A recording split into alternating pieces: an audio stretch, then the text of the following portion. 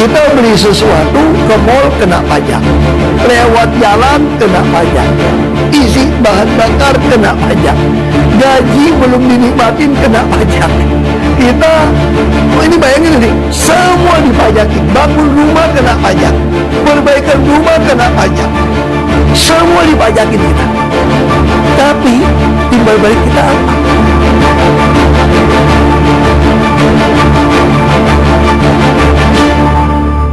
Sebelum kita mulai videonya, jangan lupa untuk klik tombol like, tinggalkan komentar, dan subscribe agar tidak ketinggalan konten menarik lainnya.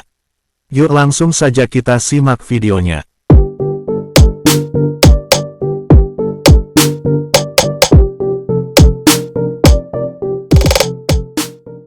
Dewan Perwakilan Rakyat (DPR) sebagai lembaga legislatif yang memiliki kekuasaan untuk membuat undang-undang, seringkali dianggap mempersulit rakyat dengan kebijakan-kebijakan yang dibuatnya. Banyak masyarakat yang merasa bahwa DPR lebih memperhatikan kepentingan elit politik partai daripada kepentingan rakyat. Salah satu contoh kebijakan yang mempersulit rakyat adalah kenaikan gaji dan tunjangan anggota DPR. Meskipun gaji pokok anggota DPR sudah cukup tinggi, mereka masih menerima tunjangan-tunjangan lainnya yang membuat pendapatan mereka semakin besar. Sementara itu, rakyat kecil harus berjuang untuk memenuhi kebutuhan hidup sehari-hari dengan gaji yang minim. Selain itu, DPR juga seringkali lambat dalam mengesahkan undang-undang yang dibutuhkan rakyat. Banyak masyarakat yang merasa bahwa DPR lebih memperhatikan kepentingan politik dan kekuasaan daripada kepentingan rakyat. Akibatnya, banyak undang-undang yang seharusnya bisa membantu rakyat, tetapi malah menjadi tidak efektif karena proses pengesahannya yang lama dan berbelit-belit. DPR juga seringkali dianggap tidak transparan dalam mengelola keuangan negara. Banyak masyarakat yang merasa bahwa DPR tidak memberikan informasi yang cukup tentang penggunaan anggaran negara. Akibatnya, banyak rakyat yang merasa bahwa uang negara tidak digunakan secara efektif dan efisien untuk kepentingan rakyat.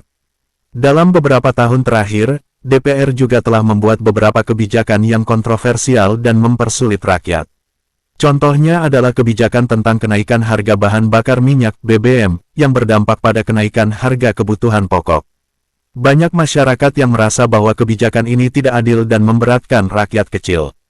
Dalam situasi seperti ini, rakyat berharap agar DPR dapat lebih memperhatikan kepentingan rakyat dan membuat kebijakan yang pro-rakyat.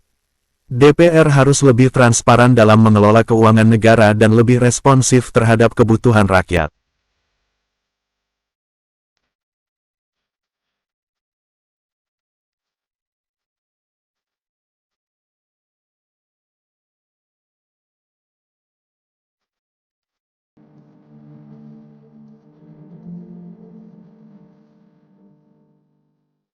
Selain itu, DPR, sebagai lembaga legislatif memiliki peran penting dalam menentukan kebijakan pajak di Indonesia.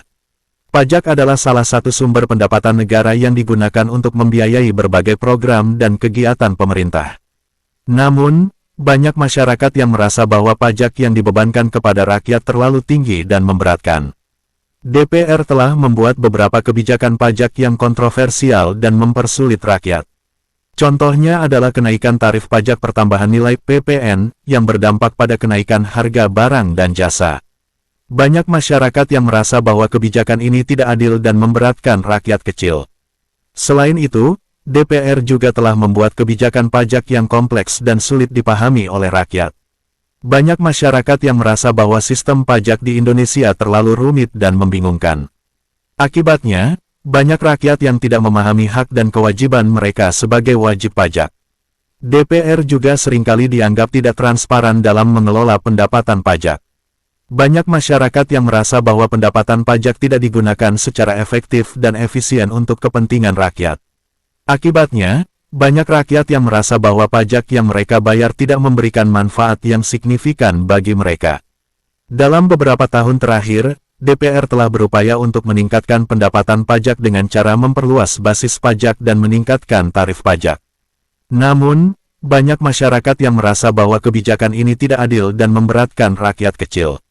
Akibatnya, banyak rakyat yang merasa bahwa mereka tidak mendapatkan manfaat yang signifikan dari kebijakan pajak yang dibuat oleh DPR. Dalam situasi seperti ini, rakyat berharap agar DPR dapat lebih memperhatikan kepentingan rakyat dan membuat kebijakan pajak yang adil dan tidak memberatkan. DPR harus lebih transparan dalam mengelola pendapatan pajak dan lebih responsif terhadap kebutuhan rakyat.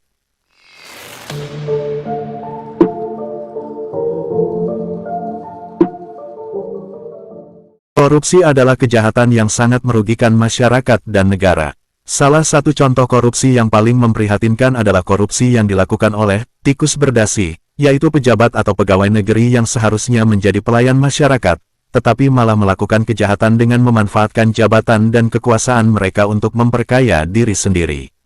Tikus berdasi ini seringkali melakukan korupsi dengan cara yang sangat licik dan sulit dideteksi.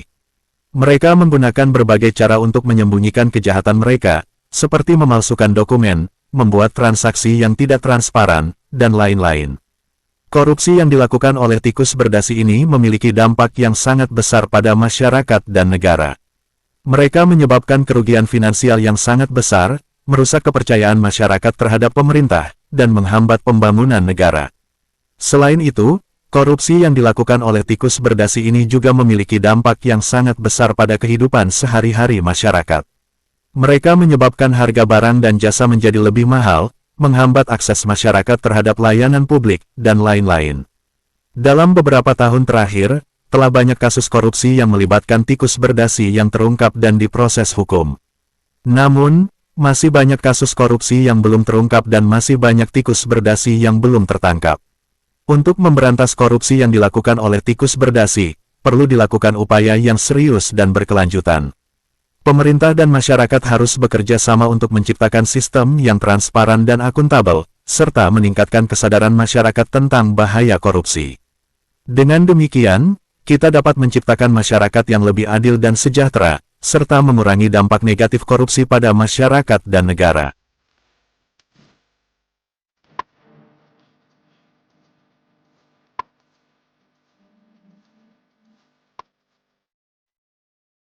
Dalam beberapa tahun terakhir, DPR telah kehilangan kepercayaan masyarakat karena berbagai kasus korupsi, nepotisme, dan penyalahgunaan kekuasaan. Banyak anggota DPR yang terlibat dalam kasus korupsi dan tidak ada tindakan yang signifikan untuk memperbaiki keadaan. Selain itu, DPR juga seringkali lambat dalam mengesahkan undang-undang yang dibutuhkan rakyat dan tidak responsif terhadap kebutuhan masyarakat. Banyak kebijakan yang dibuat oleh DPR tidak berpihak pada rakyat kecil dan lebih memperhatikan kepentingan kelompok tertentu. Dalam situasi seperti ini, banyak masyarakat yang merasa bahwa DPR tidak lagi efektif dan tidak memiliki legitimasi untuk mewakili rakyat. Mereka merasa bahwa DPR lebih baik dibubarkan dan diganti dengan lembaga yang lebih efektif dan responsif terhadap kebutuhan masyarakat.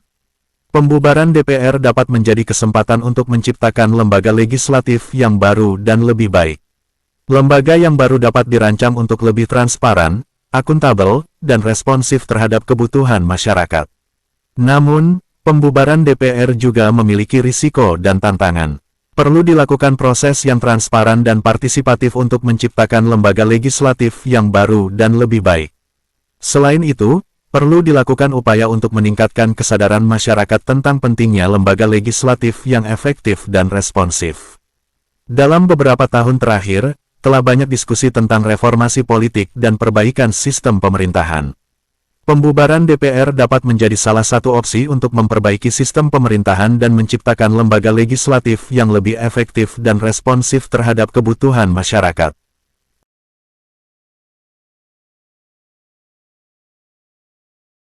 Hidup di negara koruptor adalah pengalaman yang sangat sulit dan memprihatinkan.